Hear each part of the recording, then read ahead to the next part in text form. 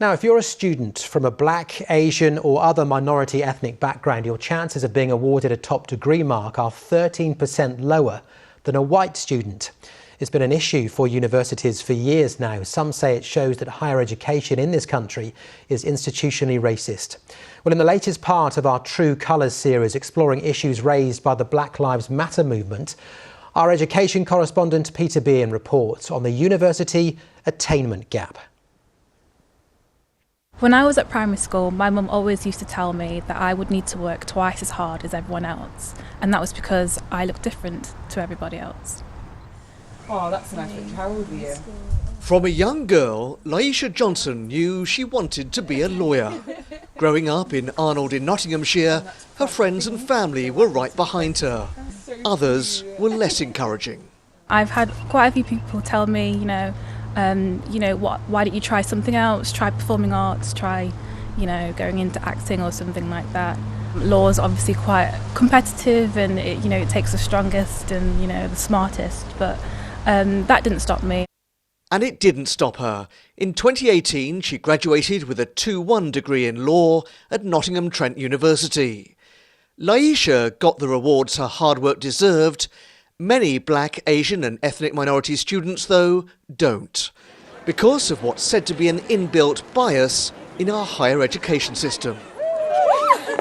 Last year, British universities awarded top degrees, a first or upper second, to 82% of their white students, but only 69% of their BAME students, a difference of 13%. This disparity between ethnic backgrounds has been going on for years and is known as the attainment gap. It's extremely annoying because we should all get, the same opportunities and have the same access to, whatever is out there. ITV News Central has obtained figures for the attainment gap for universities across the Midlands. Only 3 had a gap in single figures. In the vast majority of cases, the figure was between 10 and 19%. Some universities, though, had a gap of 20% or more. It's absolutely clear why this is happening. Universities are institutions of structural and institutional racism that continue to persist. Higher education institutions are spaces of whiteness and white privilege, where whiteness is considered to be the accepted norm. So when BME students enter university with comparable A-level grades, they do not have the same experience, so they do not leave with the same results. The implications of the attainment gap are clear. Students with top degrees are more likely to get the top jobs and reach top positions in society. There are various factors which could explain the gap. Some say universities have too much of a white perspective in their teaching. There are also very few academics from a BAME background. Out of 21,000 in the UK, only 140 are black. Miles Smith-Thompson and Afua Achiompong believe it's high time there was a level playing field. As officers in their student unions, both made it their mission to fight inequality. We look at the notion of being a role model, and when you're a black student and you're looking up and you can't see people who see or sound like you, it can be discouraging. I never really noticed the presence of other black students, and for me that was a sign that university isn't for everyone, and universities definitely do not cater towards diverse students. I'm proud to be joining University of Leicester today as the new President and Vice-Chancellor. Professor Nishan Canagarajah is a rare breed indeed, a university leader from a BAME background.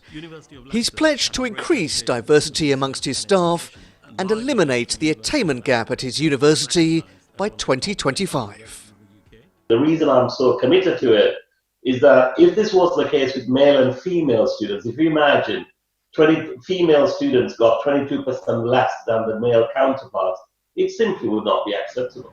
Universities UK told us it's clear that there is much more to be done to address racial inequality within education, with continued disparities between graduate outcomes across different groups, which will require an unequivocal commitment to change. Many universities have made a considerable effort to address this inequality, but there is still a long way to go. So what of the Black Lives Matter movement? Could this be the catalyst to make our universities more inclusive? That's a really interesting question. So the optimist in me likes to think, yes, we will change and hopefully things will be different for our children. But the pessimist in me thinks, well, we've been here before. Come back and ask me in 5 years' time, and then we can answer that question. University remains at the very pinnacle of our education system. Your chances of excelling, it seems, though, are still linked to the colour of your skin.